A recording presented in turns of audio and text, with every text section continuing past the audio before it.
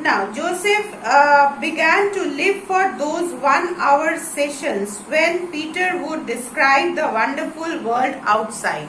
Now, every day Joseph would look forward to that 1 hour in the afternoon when Peter used to describe the vivid picture of the bright, colorful scenery outside the window. So that gave him a very positive energy and a very happy, something to be happy about. So Joseph used to wait for that time. Every afternoon he used to wait for Peter to sit up and describe him about the world outside the window. A few more days went by and life in the hospital went as usual. The nurses would come in daily and Peter to help Peter to sit up and then leave. And Peter would begin with his description. A parrot passing along the high street, the school, the birds and the butterflies of all shapes and colors and sizes, and clouds of all shapes and sizes floating across the sky, a spectacular rainbow after a shower of rain, birds getting up and doing small kinds of tricks and frolicking in the water of the lake, interesting people in the park, and so much more. Each day there was a new scene to describe, and each day Joseph stared at the ceiling or shut his eyes and imagined the same, and slowly, very slowly, Joseph's health improved. Now, every day Peter used to describe a different scene. Every day he used to describe, sometimes he used to describe that a colorful parrot was passing by the park.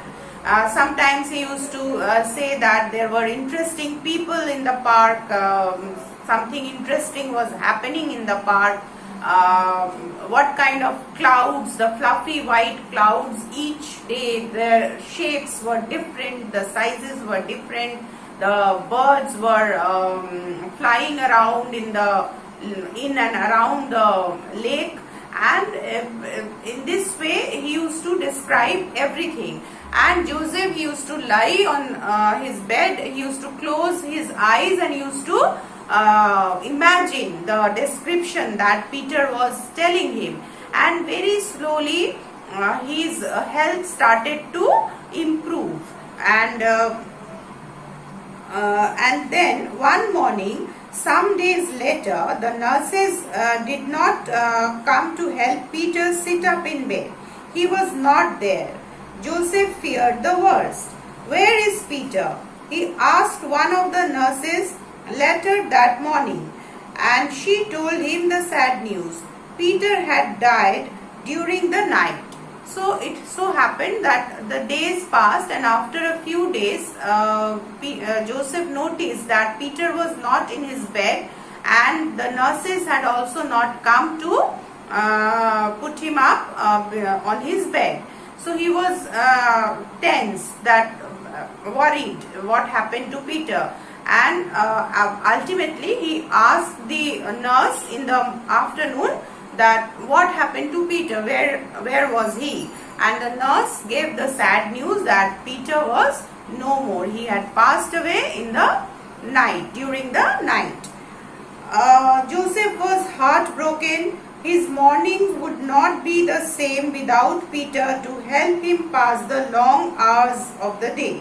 So Joseph was very sad, heartbroken, very sad, because without Peter and his description, there was nobody else to talk about, and without his description, he was not allowed to sit upon his bed, so he could not see outside the window. So Joseph was very sad that how would his day now pass. The following morning, Joseph asked if he might be moved into the bed by the window. He was feeling much better now, and he was getting stronger by the day. He would soon be able to sit up himself and gaze out of the window. Next morning, when the doctors and the nurses came, Joseph asked them whether he could be shifted to Peter's bed by the window, because he was feeling much stronger, and he was feeling that very soon he would be able to sit by himself, and he would be able to look out from the window. In due course, Joseph was moved into the bed by the window.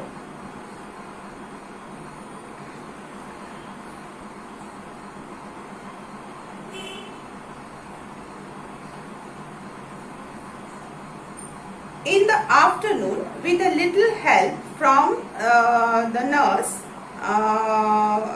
from one of the nurses, he was propped up and sitting in bed. He looked out of the window for the first time. All that he could see was the brick wall of the building next door. Now, eventually, Joseph was shifted to Peter's bed, and in the afternoon, when one of the nurses came, he requested her to make him to help him sit up on the bed. With her help, he was able to sit on the bed, and he was able to look out of the window. But to his surprise, he only saw a brick wall outside the window. Joseph called for the nurse. "Tell me, nurse," said Joseph, "when was that ugly wall built outside the window?" So after he looked out the window and found there was only a brick wall outside the window, he called the nurse again and asked her that when was this wall constructed. "Years ago," replied the nurse. "But that can't be possible," exclaimed Joseph. "Only the other day Peter was describing to me how the falling leaves were forming a yellow and red carpet on the lawns of the park." "Peter," said the nurse in surprise, "what could Peter have described to you? He was blind. He could not even see that brick wall, even if he had wanted to." Joseph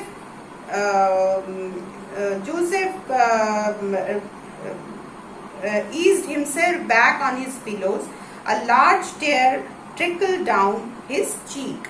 Now the nurse replied that the wall was created years ago. So Joseph said that is not possible, impossible it is.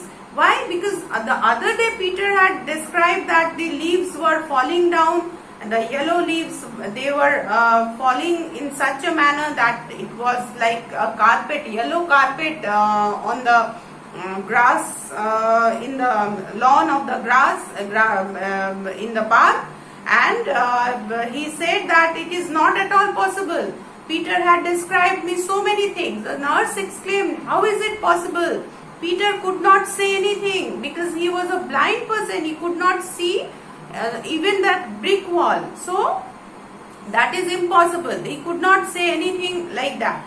And now Joseph could understand that being invalid, Peter was such a compassionate man. He had so much unconditional love for his fellow people, that he knew that he was not going to be alive for a long time, but he wanted Joseph to get well soon. So that is why, being a blind person, Peter had invented such vivid, vibrant picture so that Joseph would feel comfortable and stronger day by day to become healthier.